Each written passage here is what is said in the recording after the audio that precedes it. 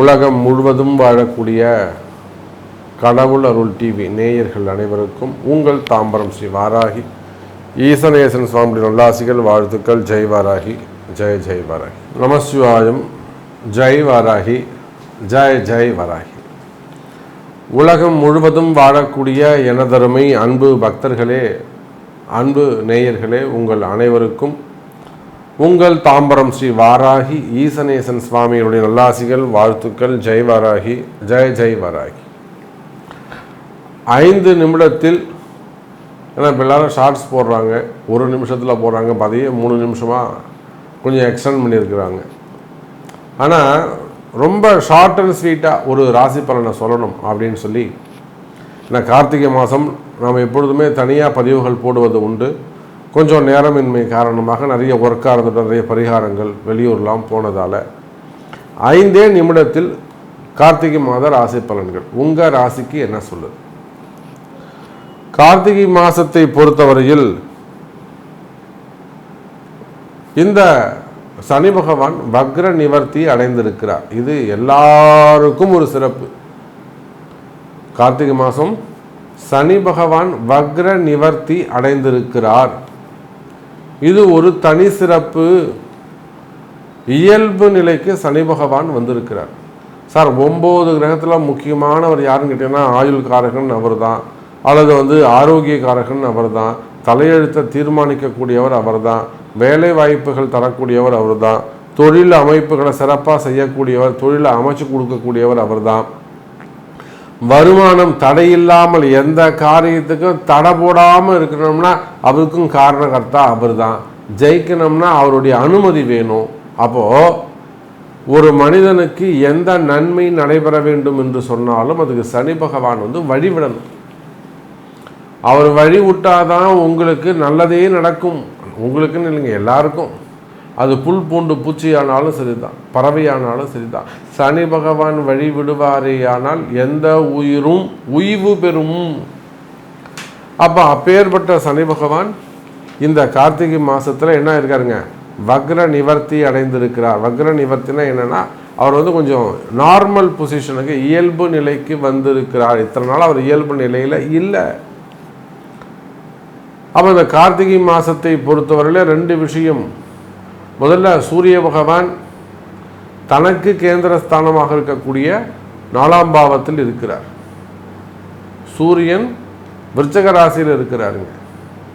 அதே போல சனி பகவான் கும்பராசியில் சூரியனுக்கு கேந்திரம் வாங்கியிருக்கிறார். பாருங்க, அந்த சனிக்கு கேந்திரம் குரு வாங்கியிருக்கிறாருங்க. புரியுதா? அந்த சனி பகவானுக்கு 4வது வீட்டில் யார் இருக்காருங்க? குரு பகவான் அமைந்திருக்கிறார். அந்த குரு வக்ரகதியில் இருக்கிறார். அப்போ அந்த 3 கிரகங்கள் கேந்திரஸ்தானத்தில் இருக்கின்றன. அதே போல 3 கிரகம் திரிகோணத்தில் இருக்கு. செவ்வாய், ராகு, கேது இவங்க 3 பேரும் திரிகோண தொடர்பில் இருக்கிறார்கள். அப்போ இந்த கார்த்திகை மாதத்தை பொறுத்தவரையில் அபரிமிதமான ஒரு வளர்ச்சி உங்களுக்கு காத்திருக்கிறது.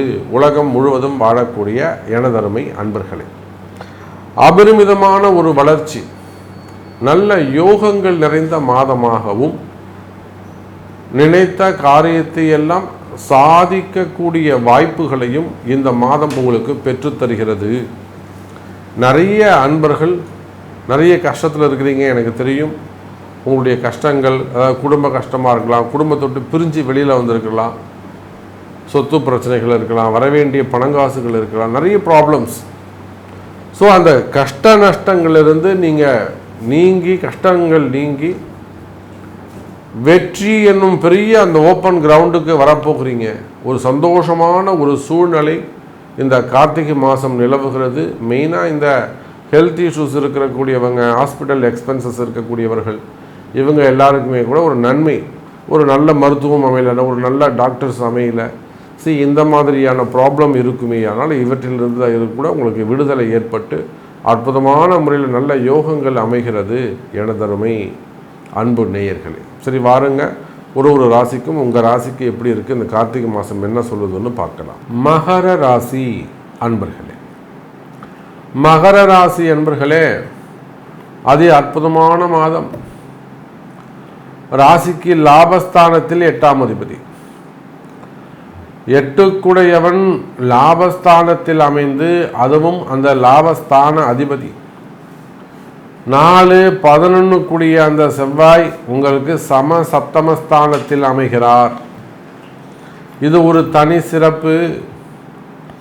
புரியுதுங்களா? 4ஆம் அதிபதியாகவும் 11 யாருங்க? செவ்வாய் மகரத்துக்கு.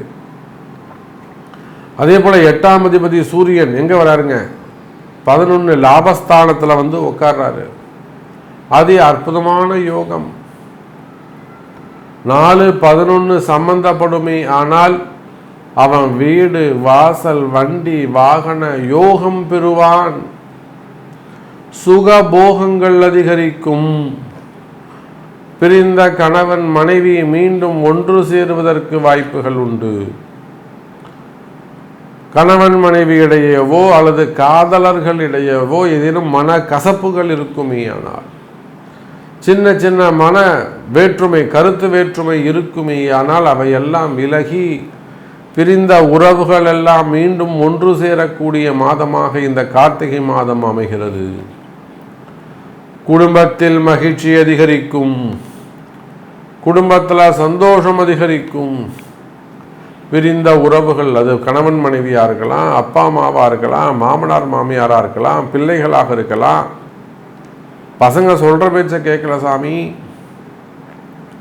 பசங்க சொல்கிற பேச்சை கேட்கல சாமி, பசங்க மீறி போகுது.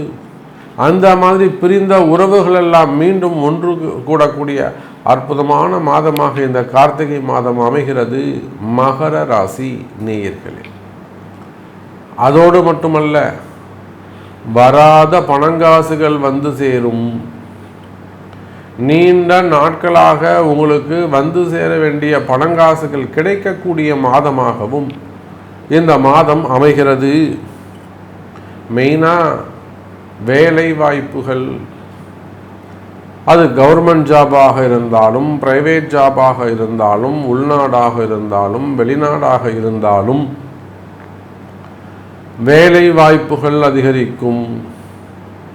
குறிப்பாக ஜாப்லெஸ்ஸாக இருக்கக்கூடியவர்கள், வேலையை இழந்தவர்களுக்கு இந்த கார்த்திகை மாதம் மீண்டும் வேலை கிடைப்பதற்கு வாய்ப்புகள் உண்டு.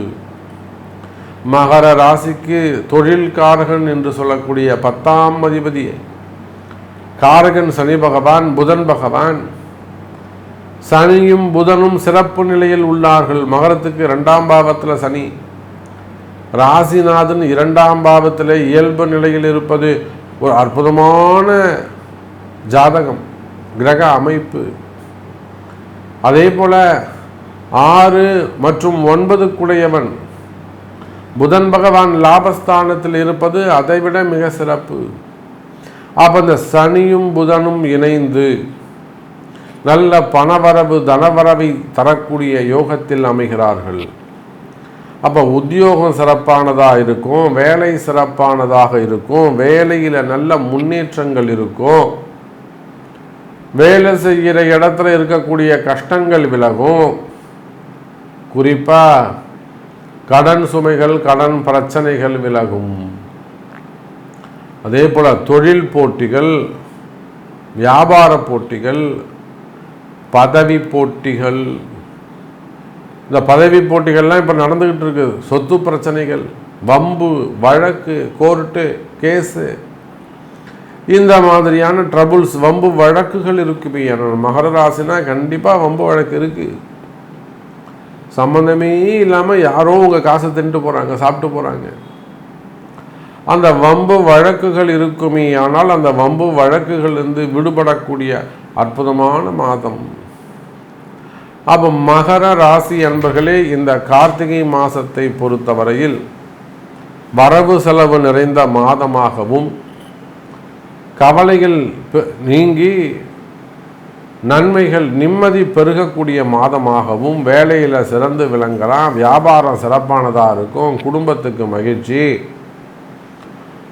உடல்நிலை ஆரோக்கியத்தில் நல்ல முன்னேற்றம், குடும்பத்தில் மங்களகரமான செய்திகள், குடும்பத்தில் மங்கள விசேஷங்கள், காது குத்துறது, மொட்டை அடிக்கிறது, பேர் வைக்கிறது, சீமந்தம், திருமணம், 60ஆம் கல்யாணம், 70ஆம் கல்யாணம் போன்ற சுப நிகழ்ச்சிகள் நடக்கக்கூடிய மாதமாக இந்த மாதம் அமைகிறது மகர ராசி நேயர்களே.